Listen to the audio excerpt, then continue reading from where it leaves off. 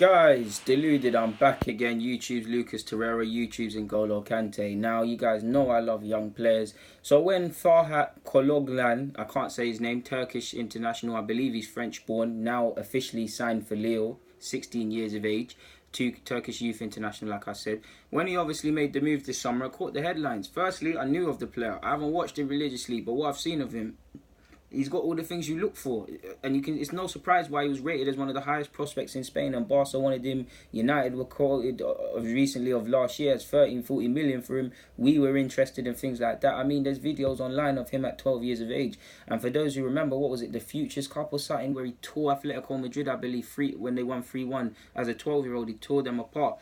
So yeah, everyone knew about him at 12 years of age.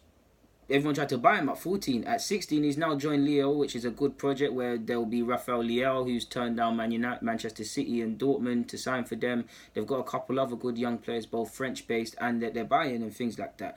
I believe at a point, Lille statistically had the youngest squad in Europe, so we'll see in regards to how much chances he gets. So yeah, man. He's a quality player. It's easy to see why he was rated as one of the brightest prospects, and Barca tried to bring him back to the club. I say back because I do believe, as well as Valencia, in his young age, he spent time previously at Barcelona. I could be wrong on that, but I'm pretty sure he did. He's got wonderful technique. He's got wonderful eye for a pass. He can take set pieces. He can drift. He probably needs to improve physically. He can play he can play everywhere in the front five positions. He's a wavy player. Like, he's one of them that you look at and you think they're special. Like, really going to be a tug and tussle for his international career, because if I look at the basis, his name, where he's playing right now in youth level, he's going to play for Turkey, but on the basis that he's French born and he's now moved to France, and the players that France have won the World Cup and the players coming through from France, he could be tempted.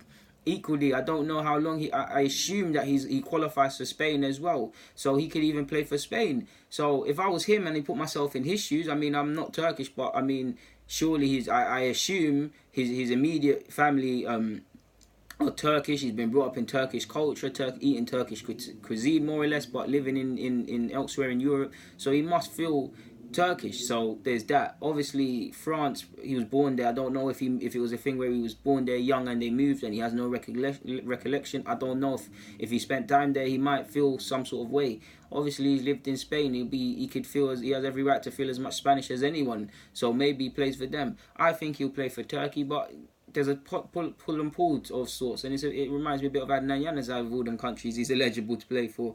But he's a decent player, man. Like I said, wonderful technician. He's definitely got a future. He's got dazzling skill. He's got a wonderful eye for a pass. And it's a fantastic signing for Leo, because if we look at the current model, he'll probably end up at a bigger club. I don't want to say within the next 2 years, because he'll still only be 18. But eventually, when the time comes, they'll make a tidy profit on the lad. Like I said, he clearly must be decent if United got quoted 16 million for the man, ironically, when they tried 15, 16, 13, 14, 15, 16 million, whenever it was. Either way, something extortionate. In hindsight's a wonderful teacher. You might look at that and say United or whoever, Arsenal too, was silly to bulk at that. But right now, he's clearly not worth that. But what I do believe is that he's got a good future, man. He's really got a good future, man.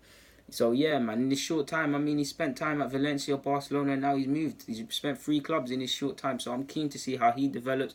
There's a left back that plays for Angers that I've come across that I'm going to be watching next year.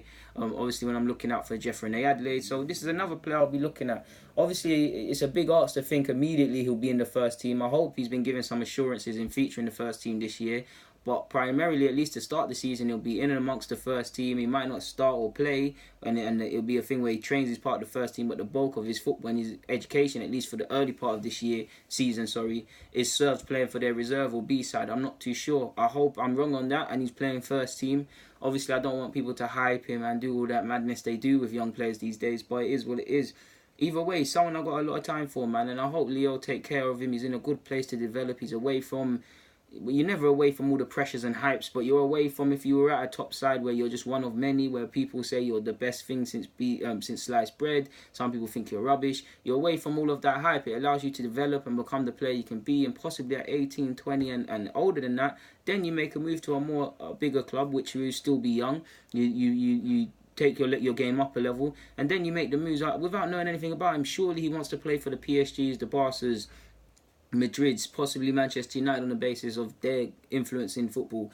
So yeah, we'll see what happens on that regards, man. But yeah, maybe Arsenal and United come to rule that this happened. But right now in time, seeing is believing. And on that note, guys, Deluded, thank you for watching. Get in the comments, subscribe, and do the rest. I'm out.